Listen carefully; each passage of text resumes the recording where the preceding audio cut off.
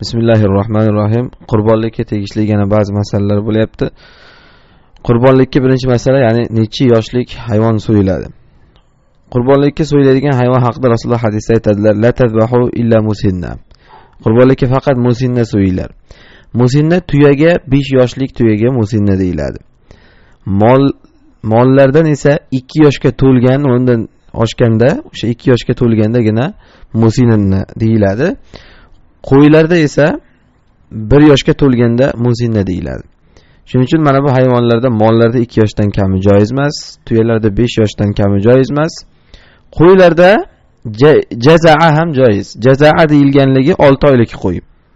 6 oylik qo'yda ham so'yishlik joiz agar 1 yoshlik qo'y topilmasa.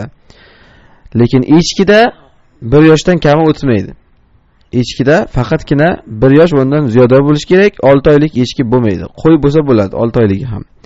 Mana bu qurbonliklarda yoshiga tegishli masala. Va yana qurbonliklarda ishtirok etish masalasi haqida savol bo'lyapti. Ya'ni masalan molda 7 kishi ishtirok etadi va tuyada 7 kishi ishtirok etadi. Mana shu ishtirok etgan insonlarning niyatlari har xil bo'lishi yoki insonlarning diyonati har xil bo'lishligi ta'sir qiladimi yo'qmi? Hanafi mazhabida 7 kishi bir molga ishtirok bo'lgan bo'lsa, mana bu insonlar biri kofir bo'lishligi qurbonlikni bekor qiladi deydi. Ya'ni bu qurbonlik bo'lmaydi. Va hattoki bir kofir bo'lmagan taqdirda ham biri shunchaki go'sht uchun ishtirok etyapti. Musulmon inson 7 kishining biri shunchaki go'sht uchun ishtirok etyapti, qurbonlik niyatida emas. Yoki biri aqiqa niyatida ishtirok etyapti, masalan, aytaylik. Yoki biri nazr qilgan ekan, shu nazr e'tiboridan ishtirok etyapti. Qolganlar qurbonlik e'tiboridan qurbonlik qilyapti. Mana shu joizmi deganda, bu narsa nojoiz deyilgan Hanafi mazhabida. Nimaga desa, chunki ibodatlarda bir insonning niyati boshqasinikiga mushtarak ibodatlarda bir-biriga xilof bo'lishligi mumkin emas deyishgan. Bir inson shu niyatda shu ibodatni qilyaptimi, nargisi ham o'sha niyatda shu ibodatni qilishligi kerak, chunki qon bitta chiqyapti hozir. Qon bitta chiqyapti. Shuning uchun hammani niyatidan har xil bo'lib chiqmaydi degan. Bu Hanafi mazhabidagilarning so'zi. Shofiy mazhabida bunga ijozat berilgan. Ya'ni bir inson qurbonlikda boshqa niyatdagi inson bilan ishtirok etishligidan.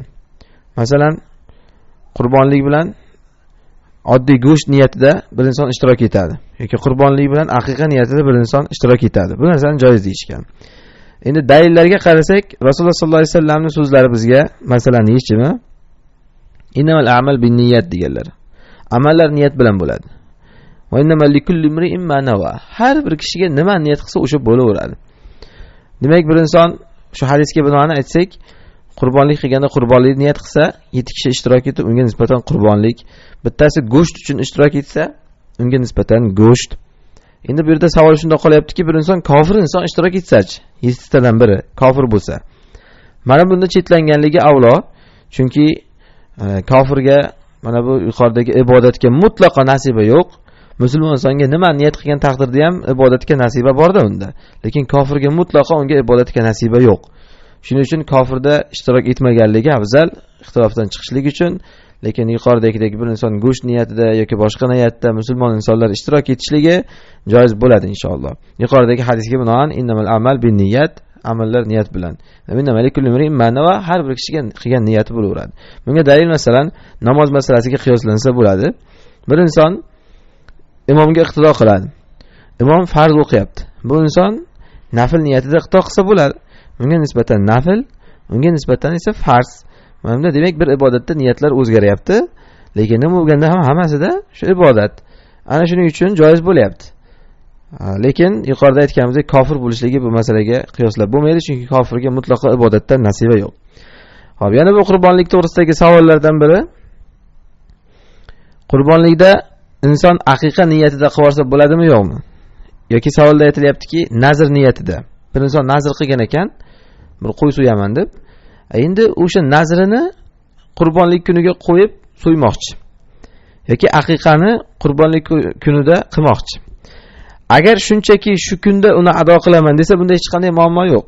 Masalan, shunchaki aqiqa qilmoqchi edi, shu qurbonlik kunida aqiqa qilaman deyapti. Aqiqa qilaman degan niyatda.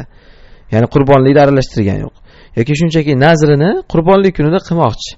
Uni qurbonlik niyatida emas, nazr niyatida qilyapti. Bu narsada muammo yo'q. Lekin agar shu qurbonlik bilan ham aqiqani niyat qilaman, shu nazr bilan ham qurbonlikni niyat qilaman degan ma'no bo'layotgan bo'lsa, mana bu narsa nojoiz. Mana bu narsa nojoiz. Chunki bu qurbonlik ibodati bilan nazr ibodatini vojib qiladigan sabab ikki xil. Nazrni nazr qilganlik sababi vojib qilyapti. Inson o'ziga o'zi vojib qo'ygan nazrni, ya'ni. Qurbonlikni esa shariat unga vojib qilgan. Shuning uchun bu narsani bir-biriga aralashtirib yuborilmaydi, joiz emas. Inson o'ziga vojib qo'ygan narsasini boshqa shariat vojib qilgan narsa bilan aralashtirib olishligi. Xuddi shuningdek aqiqani ham sababi ikki xil. Ya'ni aqiqani farzand tug'ilganligi sabab bo'ladi vojibligiga. Va qurbonlikda esa qurbonlik kuni kelishligi sabab bo'ladi vojibligiga. Bu ikki xil ibodatni ikki xil sabab vojib qilyaptimi, bir-biriga bitta qilib qilib bo'lmaydi. Bir-biriga bitta qilib qilib bo'lmaydi. Insonlarda, ya'ni Alloh taoloning ibodatiga kelganda hiyla bo'lmasligi kerak. Boshqa ishlarda inson bir ishni boshqa ishga, nafsiga tegishli masalalarda masalan qiyoslab bitta qilib yormaydi, lekin Allohning ibodatiga kelganda ana shunaqa hiylalar paydo bo'ladi. Shuning uchun unda hiyla bo'lmasligi kerak. Lekin takror aytamiz, agar unda bu maqsadda emas, shunchaki qurbonlik kunida so'yaman degan ma'no bo'lsa, unda hech qanday muammo yo'q. Va shunchaki qurbonlik kunida nazrda ado qilaman desa, shunchaki qurbonlik kunida aqiqani qilaman desa, bunda hech qanday muammo yo'q. Va qodir Rasululloh so'zlari bizga asos, innamal a'mal binniyat. Amallar hammasi niyat bilan bo'ladi. Innamal likulli imrin ma nawa, har bir kishi qilgan niyatiga yarasha olaveradi. Yana bir savol qurbonliklar masalasidagi. Qurbonliklar kuni haqida, vaqti qachon so'yiladi? Qurbonlikni boshlanish vaqti hayit namozi o'qilgandan keyin bo'ladi. Rasululloh sollallohu alayhi vasallam hadisda aytganlar: "Man zabaha qabla an yusalliya fala zabhala." Aw kama qala sallallohu alayhi vasallam. "Falyazbah makanahu ghayra. Falyazbah ukhra makana." Kim hayit namozini o'qishdan oldin so'yib qo'ygan bo'lsa, o'rniga boshqa so'ysin deganlar. Unga o'rniga boshqa so'ysin, ya'ni qurbonlikka o'tmaydi. Kim qurbonlikni hayitdan keyin so'ysa, ana shu qurbonlik bo'ladi. Bu to'g'risida sahih hadislar ko'p. Hayit namozini o'qigandan keyingina so'yadi. Endi oxirgi vaqtda esa tashriq kunlarining oxiri.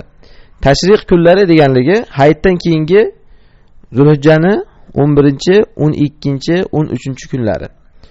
Hayit, qurbonlik hayiti Zulhijjaning 10-kunida bo'ladi.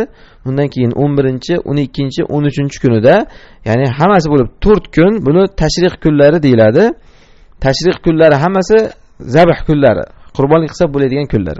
To'g'risi hadis kelgan, ayyamu tashrih, ayyamu zabh. Tashrih kunlari qurbonlik qilish kunlari deyiladi. Shuning uchun mana shu 4-kunga qadar so'ysa joiz. Bu kunlarning tartibi albatta eng birinchisi qurbonlik hayit kunida, keyin shu kunlar tartibiga qarab afzaliyati yuqori boradi. Shuning uchun eng afzali qurbonlik kunidayoq so'yilishligi. Allohu alam.